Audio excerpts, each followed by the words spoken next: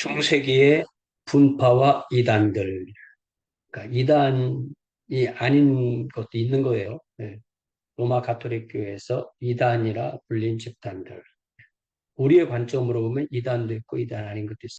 중세기 교회가 점점 부유해지고 정치에 더욱 많이 관여하게 되면서 신자들은 두 가지 방향으로 나가게 되었습니다. 일부는 수도승이 되어 수도승 종단에 가입했습니다. 네, 우리가 지금까지 봤던 여러 가지 수도원 종단이죠. 다른 일부는 교회로부터 분리되어 새로운 사상, 새로운 신학을 제창하며 분리 집단을 형성했습니다. 이들은 일반적으로 이단으로 간주되었습니다. 분리된 집단의 구성원들은 교회에 증가하는 부도덕성, 증대되는 세속성, 증대되는 권력, 증대되는 타락을 우려했습니다. 세력이라고 말하는 것보다 권력이라고 하는 게 더 나을 거예요. 정치 권력을 의미하는 거니까. 예, 첫 번째로 카타리파. 이 카타리라는 말은 그 그리스어로 pure ones, 정결한 사람들이라고 하고 이게 알비 지역에서 나왔다 해서 알비파라고도 합니다. 12, 3세기 프랑스에서 있었고요. 그리스어로 카타리는 정결한 자들. 네. 근데 이들의 신학은 이단이니까 영지주의자들이었다. 영지주의자들의 가장 특징은 이원론자들이다. 이원론의 특징이고 십자군 전쟁 등 동방, 그러니까 영지주의의 고향인 동방교회 또 그 그리스 지역에 접촉해서 이원론을 도입하게 됩니다. 그들은 영원한 신들, 선한 신과 악한 신이 대립된다고 믿었습니다. 이런 부분은 좀 더 조로아스터하고 비슷한 거죠. 그러니까 워낙 이 영지주의가 여러 가지 혼합된 거기 때문에 그런 성향이 있습니다. 영적 질서는 선한 신의 작용이고 물질적 질서는 악한 신, 세상의 왕, 락스문디의 작용으로 보았다. 그러니까 이게 뭐냐면은 이 선악이 이렇게 대립되어 있다. 이것은 조로아스터 같은 그런 경향이 있지만 그 선한 신은 영적 신이고 악한 신은 물질적 신이다. 이렇게 봤다는 거죠. 많은 사람이 구약을 거부했고 신약 중 특히 요한복음을 중시했습니다. 성직자 안수할 때 요한복음을 머리 위에 올려놓고 안수자들의 손을 그 위에 올려놓은 그리고 이러한 안수를 받은 후에는 완전한 사람으로 간주되었다. 안수받은 사람은 독신으로 살았다. 그러니까 이게 독신이라는 것이 결혼하지 않고 아기를 낳지 않는다는 그런 의미입니다. 전쟁에 참여하지 않고 평화주의죠. 재산을 소유했다. 물질적인 것을 반대하는 거죠. 생식하고 생글하고 그러니까 음식도 익혀 먹지 않고 그런 뜻이죠. 생식하고 죄의 산물로 여긴 우유, 고기, 계란을 먹지 않았다. 우유, 고기, 계란도 역시 이게 물질적인 거고 성관계에 의해서 또 이런 성관계에 의해서 생기는 거다. 이런 의미가 있는 거다. 엄격한 삶을 살고 그렇지만 다수는 죽을 때까지 이러한 선을 지키라지는 않았다. 카타리파는 왜 이단적인 요소인지 이단이었냐? 첫 번째 성육신을 그리스도의 성육신을 부정했다. 물질에 있는 것을 부정했으니까 우리가 초대교회에서 배웠던 그 도케티즘, 가연설과 같은 거죠. 성모 마리아가 그리스도의 모체이라는 사실을 부정했다. 네. 이게 그런 그 육체적인 것을 거부하다 보니까 이렇게 되는 거죠. 인간의 몸에 장차부 허락을 부정했다. 네. 몸 자체를 싫어하니까. 그래서 또 그러면서 로마 가톨릭 교회를 강력하게 반발합니다. 그래서 로마 가톨릭 교황은 1209년에 카타리파 편압을 위해서 알비 십장을 일으켰고 결과적으로 한 20에서 100만 명에 이르는 카타리파가 학살당했다고 했습니다. 그래서 1350년에 경은 카타리파는 소멸했다. 이제 카타리파를 찾아보면요, 보고밀파 이런 말도 하거든요. 그 이유가 그 오늘날 그 불가리아, 헝가리 그쪽을 통해서 들어와서 보고밀파 이렇게도 합니다. 자, 카타리파보다 이제 우리에게 있어서 훨씬 중요한 것이 이제 왈도파고요. 우리가 아, 그 신자들의 교회를 첫 번째로 이렇게 얘기할 때 왈도파 얘기를 하는 거죠. 피에르 왈도, 약 1140년에서 1228년. 네. 프랑스 남부 리옹의 부유한 상인이었다. 고리대금업을 했다. 이런 말도 있죠. 그는 어느 날 마가복음 19장 21절에서 예수께서 부자 청년에게 이르신 말씀,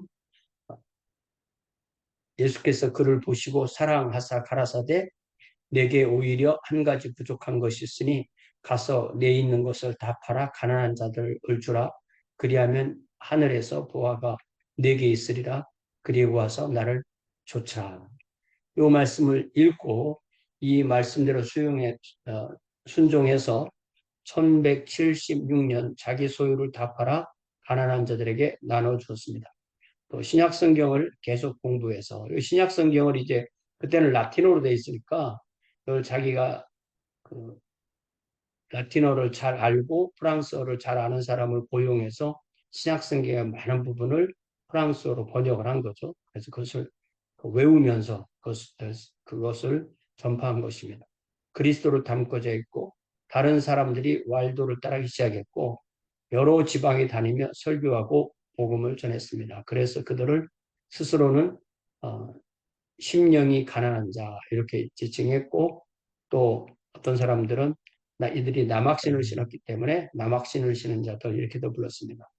자, 교황 알렉산더 3세 1159년에서 81년까지 있었던 교황에게 인준을 청했지만 이게 평신도가 이런 것을 세웠다고 해서 그들을 거부합니다. 거부했지만 어, 어, 그 인준을 거절 당했는데도 계속 사역을 했고 그래서 왈도파가 증가하게 됩니다. 왈도파의 특징은 설교 강조, 말씀이죠. 그리스도의 모범을 따르려 했고 하나님이 공급하시는 섭리에 의존했습니다. 그러면서 더 나아가서 죽은 자를 위한 미사, 이제 또 그리고 연옥 개념, 라틴어 예배 이런 것들을 다 거부하다 보니까 로마 가톨릭 교회와 완전히 로마 가톨릭을 떠나서 자기들끼리 교회를 세운 거니까 완전히 서로 대립하게 되고 로마 가톨릭에서 일방적으로 박해하게 되는 거죠. 여성과 평신도도 설교하고 고해를 듣고 의식을 집행할 수 있다고 주장했습니다. 원래 이 고해라는 게 서로 죄를 구하는 거니까 이 말이 맞는 거죠. 무엇보다도 왈도파는 성경과 성경의 권위를 강조했고 성경을 자국어로 번역했다. 이 버냉큘러라는 것은 이 유럽이 점점 더 서로 이탈리아 또 프랑스, 스페인, 독일, 영국 이렇게 나뉘면서 언어가 이제 분화될 때 그런 언어들을 버냉큘러라고 하는데 그 라틴어는 이해가 안 되고 그러니까 자국어로 번역해야만 이해가 되니까 그렇게 한 거죠. 카타리파와 왈도파는 그들이 정착한 지역에 많은 추종자를 얻게 되었고 많은 지역에서는 로마 가톨릭 교회보다 오히려 신도수를 앞지르게 됩니다. 로마 가톨릭은 그들을 다시 교회로 끌어들이려 했으나 대부분 실패했습니다. 그러자 로마 가톨릭이 강력한 조치를 시행했는데 1179년 교황이 주도하는 십자군이 소위 이단자들을 색출하기 시작합니다. 그러나 교황 사신이 1208년경에는 살해되자 교황 인노켄티우스 3세가 십자군을 모집해서 이단자들을 발본색원하는 이 발본색원이라는 말이 이제 뿌리를 뽑고 그 오리지널 근본되는 데를 산산이 수색한다 이렇게 만들어진 사자성어잖아요. 발본색을 하게 됩니다. 이 인노켄티우스 3세가 가장 그 유능한 교황이고 프란체스코단이나 도미니쿠스단을 허용한 사람인데 왈도파는 또 이렇게 박해한 겁니다. 여러 해 동안 개인적, 정치적, 종교적 이유로 이단자들에 대한 대규모 학살 전쟁이 계속되었고 그리하여 1350년경에는 대부분의 이단자가 제거되었다. 그래도 이 왈도파는 계속 살아남은 거죠. 자, 1229년 남프랑스 툴루즈에서 종교회의가 있었는데 그 회의의 결과가 잘 보면 얼마나 끔찍하게 이런 일을 했는가를 볼 수가 있습니다. 8가지인데요. 첫 번째, 성경의 자국어 번역 금지. 평신도가 성경사본을 소유하는 것 금지. 이단신문소를 인퀴지션이라고 하는데, 예, 무력을 사용해서 이단자를 찾아내서 박멸하는 것. 그러면서 이 지독한 것이 이단으로 인정된 평신도는 재산 박탈. 그러니까 이단이 아닌데도 재산을 박탈하려고 이단으로 몰 수도 있게 되는 거죠. 이단으로 인정된 교역자는 사례비 받는다.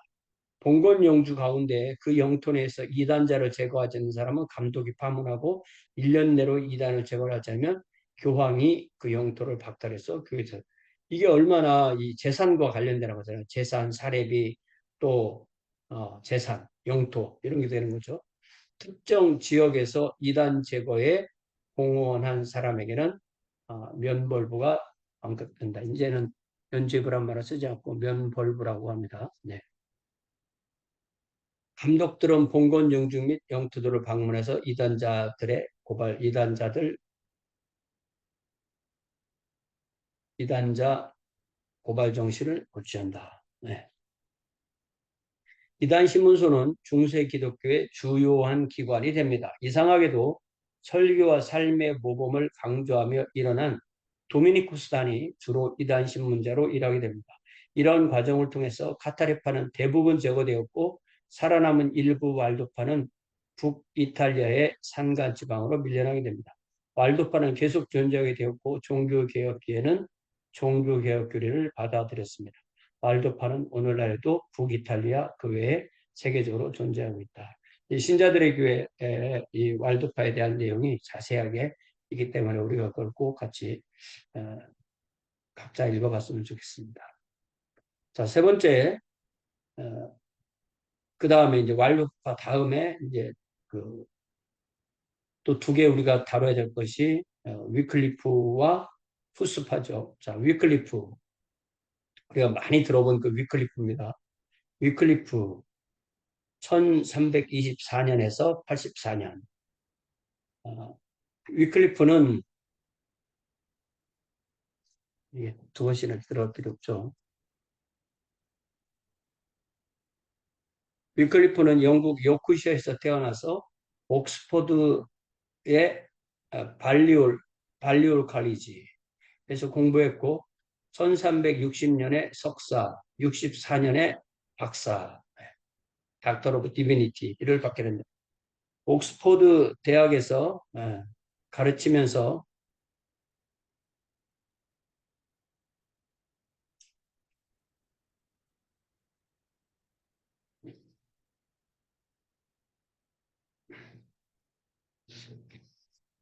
옥스퍼드 대학에서 가르치면서 인기 있는 교수고 설교자가 되었습니다. 클리프는 히포의 아우구스티누스, 예, 히포의 아우구스티누스를 연구해서 아우구스티누스 신앙을 부흥시키고자 합니다. 그래서 아우구스티누스의 주요 사상인 하나님의 주권, 구원에 있어서 하나님의 주권, 또 매사에 하나님의 주권, 네, 구원에 있어서 하나님의 주권, 예정설. 사실 뭐 예정설은 설이라고 할 필요도 없는 거죠. 그냥 예정이죠. 하나님의 예정. 위클리프는 유럽으로 왕의 심부름을 가면서 왕자가 같이 심부름을 가니까 예, 왕자의 친구가 됩니다. 왕자는 여러 해 동안 정치적으로 그를 보호해 주었습니다. 위클리프는 마지막 10년 동안 로마 가톨릭 교회가 북위의 급진적 사상을 제시하게 됩니다. 첫 번째, 하나님의 지배권과 시민 지배권, on divine lordship and on civil lordship. 1370년대 중반에 위클리프는 이 책을 쓰면서 그리스도의 주대심을 강조합니다. 네. 요 디바인 로드십, 그리스도의 주대심. 하나님이 모든 것의 주인이시며 인간은 청지기라는 점을 강조합니다. 청지기가 그 임무를 다하지 못하면 직분을 빼앗긴다. 이 원리를 교회에 적용해서 감독이나 직분자가 청지기 직분에 충실하지 못하면 시민 정부 지도자에 의해 제거될 수도 있다.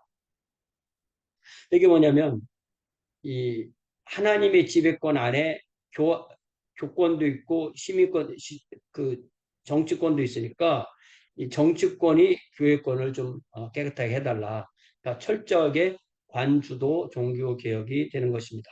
교황도 오류가 있다고 했고 교황의 직분은 교회에 필수적인 것이 아니라고 했습니다.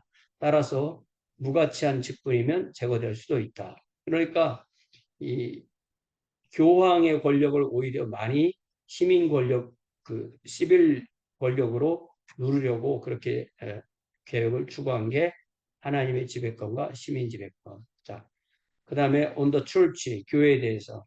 이 책에서 교회를 무형의 몸으로 예정된 자의 몸이라고 정의했습니다. 따라서 가시적 교회와 그 직분자들이 진정한 교회 회원을 결정할 수가 없다고 했습니다. 이 상당히 이제는 아우구스티누스의 주장과 같은 거죠. 교회의 유일한 머리는 그리스도이시며 교황도 선택받은 자가 아닐 수 있다. 이게 무슨 얘기예요? 교황도 불신자가 될 수도 있다는 거죠. 신자와 불신자를 구별하지 않으면 교황도 불신자가 되는 것입니다. 자, 그 다음에 성경의 진리, The Truth of Scripture. 이 저서에서는 성경의 권위를 강조하고 성경만이 신앙과 행습의 원리다. 성경만이 신앙과 행습의 원리다. 이러면 이게 개신교거든요. 그렇기 때문에 위클리프부터는 종교개혁 이전의 종교개혁자 이런 말을 쓰게 되는 것입니다. 성경의 권위에 대한 강조는 성경 번역 활동, 성경 연구, 성경의 자국어 사용 등을 촉진했습니다. 이 위클리프를 가장 위대하게 오늘날 위클리프를 가장 위대하게 보는 것이 바로 위클리프와 성경과 연결되기 때문에 그래서 위클리프의 그 이름을 가져다가 만든 그 성경 번역 선교회가 바로 그래서 위클리프를 가지고 한 거죠. 화채설 교리 공격, 전신자 제사장 직분 강조, 면죄부 행사 반대. 예, 다시 면죄부 나오죠. 그럴 때는 타자 바꾸기를 아예 하면 좋죠.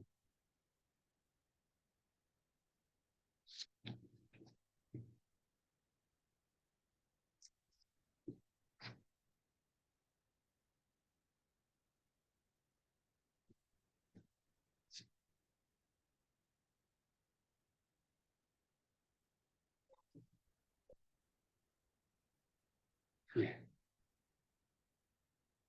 1374년 위클리프는 옥스포드에서 은퇴해서 작은 마을 루터워스라는 곳에서 여생을 보내게 됩니다. 왕자와의 친분이 없었다라면 이단으로 물려 처형당했을 것이다. 이렇게 볼 수 있는 거죠.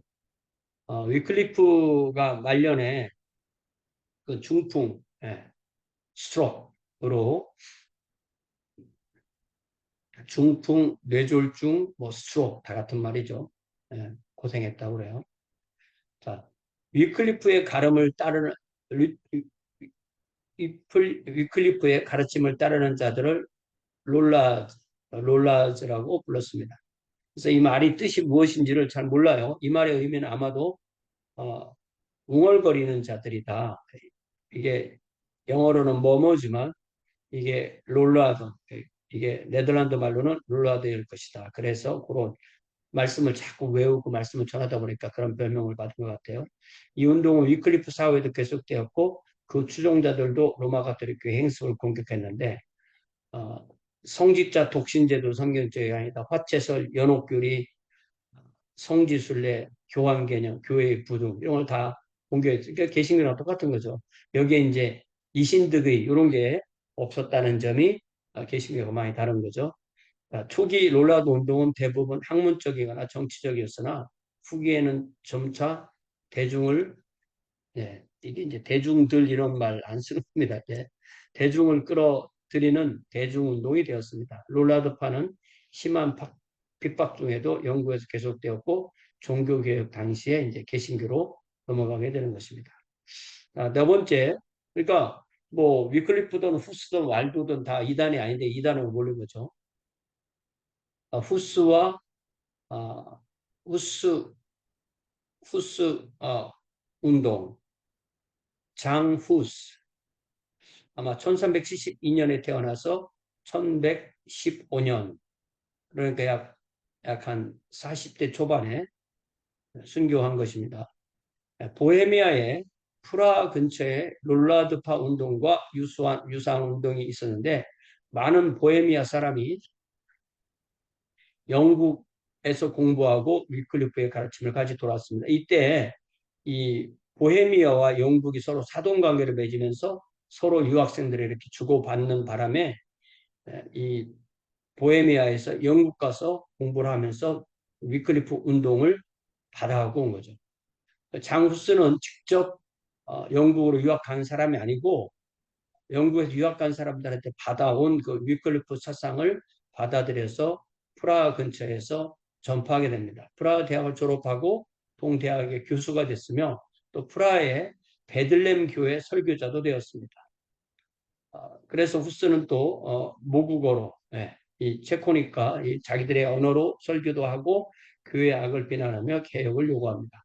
위클리프의 교회관의 대부분이 위클리프에게 영향을 받았기 때문에 후스가 위클리프의 교회관을 교회에 대한 사상을 대부분 받아들였고 그 사상을 근거로 해서 개혁을 시도합니다. 그러니까 위클리프나 후스나 관주도 종교개혁자인 거예요. 그걸 우리가 꼭 기억을 해야 됩니다.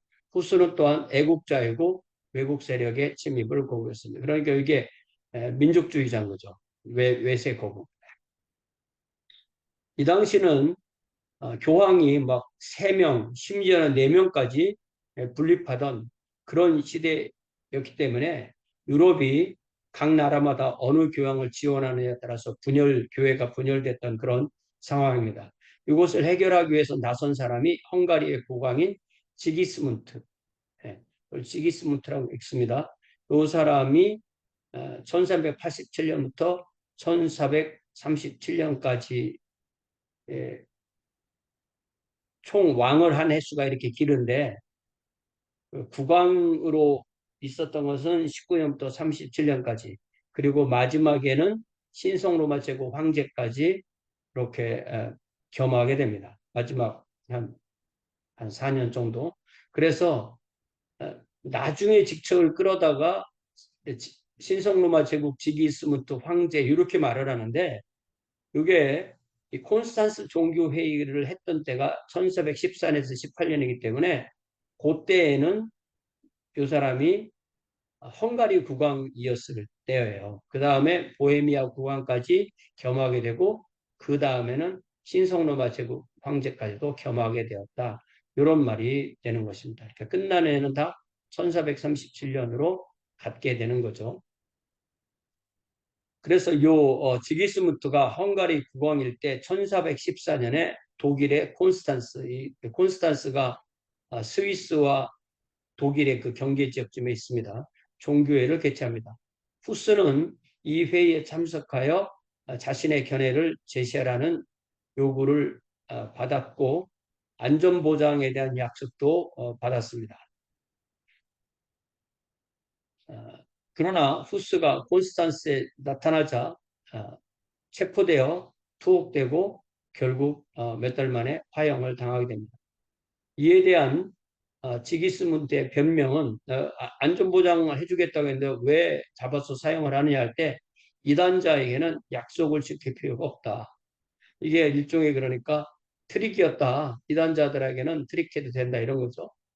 또 이 회의에서 위클리프의 뼈를 파내라고 명령했고 그래서 1428년에 무덤이 파헤쳐지고 시신을 꺼내서 그 뼈를 다시 화형에 조하는데 이것을 부관참시라고 합니다. 부관참시. 잘 보면 관을 해부해서 시신을 다시 차명을 가한다. 이런 말이잖아요. 부관참시. 콘스탄스 종교회의는 대립하던 새 교황을 강제적으로 폐위하고 마르틴 5세를 새로운 교황으로 선출하면서 분열을 치유하는. 그러니까 요 회의에서 결정한 것은 이 1414에서 18 요때 결정했는데 그것이 이루어진 것은 10년 후에 그 명령이 하달됐고 또 이 위클리프가 사망한 해는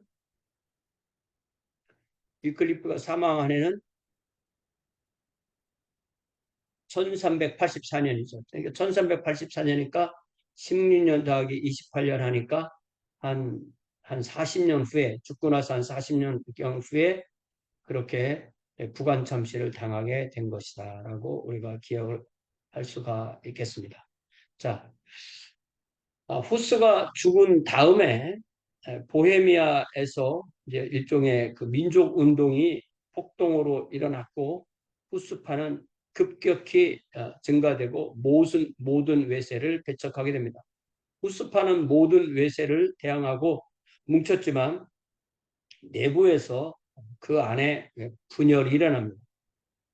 그래서 일부는 성만찬에서 떡과 포도주를 다 받아야 한다. 이거를 이제 한국말로 이종, 그러니까 두 종류, 떡과 포도주 이종을 배찬하겠다. 그래서 이것을 라틴어로 우트라 퀴스츠, 우트라 퀴스츠 이렇게 부르는데요. 그 말의 뜻이 우트라 퀴스라는 뜻이 양종이란 말이에요. 양종, 양종. 근데 우리는 이제 한자에서는 이거를 어, 이종 배찬, 양종 배찬, 이종 배찬. 이 사람들은 그래서 어, 신부는 떡과 포도주를 다 받는데 병신들은 포도주를 자기들이 원래는 흘릴까봐 무서워서 안 받은 거거든요. 그렇지만 우리도 받겠다 그랬지. 이제 성배, 큰 이 포도잔을 들고 전쟁에 나갔다고 해서 성배파라고도 그렇게 부릅니다. 자유로운 설교, 이들은 프라하를 중심으로 귀족들로 구성된 온건한 집단이에요. 자유로운 설교, 복음전도, 사도적 청빈, 엄격한 성직생활, 평신도에게 성만찬의 잔을 주는 행석 등을 요구하는. 그래서 이 사람들은 온건하니까 성경이 금지하는 의식만을 금지한다. 성경이 하지 말라는 것만 한다면 성경에 있지 않은 것은 해도 되는 거예요. 이러자면 담배? 성경에 담배 피지 말란 말 없으니까 해도 된다. 이렇게 되는 거죠. 근데 이 사람들보다 더 급진적이었던 사람들이 다볼파였다. 타보르라는 동네, 보헤미아에 있던 마을 중에 하나가 타보르인데, 타보르에서 어, 타보르를 중심으로 세력이 강했던 사람이다. 타볼파라고 하는데 그들은 성경에 명시되지 않은 교리나 행성은 모두 거부. 그러니까 이제 급진적인 거죠. 훨씬 더 보수적인 겁니다. 그들은 과격한 민주주의 실행을 주장하고 더 나아가 재산의 공동 소유도 주장하게 됩니다. 그들은 성경에서 가르치는 내용만 받아들였고 이종 배천파와 그래서 다볼파 사이에 알력이 있었는데 로마 가톨릭 교회는 작전상 양보를 해서 이종 배천파를 다시 교회로 끌어들입니다. 그러나 다볼파는 교회 밖에 존재하면서 나중에 이 체코 형제당, 이 유나이티드 브레드린, 우니타스 프라트롬이라는 평화 집단을 형성하게 됩니다. 그들 중에 나중에 일부가 독일로 이주해서 모라비안 교도가 되는데 그때만 해도 연대가 훨씬 더 몇 백 년 뒤로 밀려나게 되는 거죠. 자, 이렇게 해서 이 후스파는 관주도 종교 개혁이지만 이 다볼파에서 나온 체코 형제단, 이렇게 체코 형제단은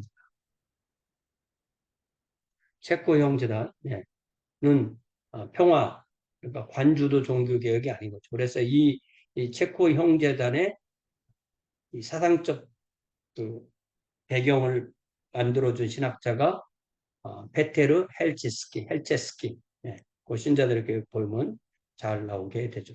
이렇게 해서 네 가지, 네 가지를 공부한 거죠. 카타리, 왈도, 위클리프, 그리고 체코 후스탄, 그리고 후스탄의 나중에 연결된 체코 형제다. 이렇게 해서 중세의 소위 이단이라는 것들을 이렇게 간략하게 살펴보게 된 겁니다.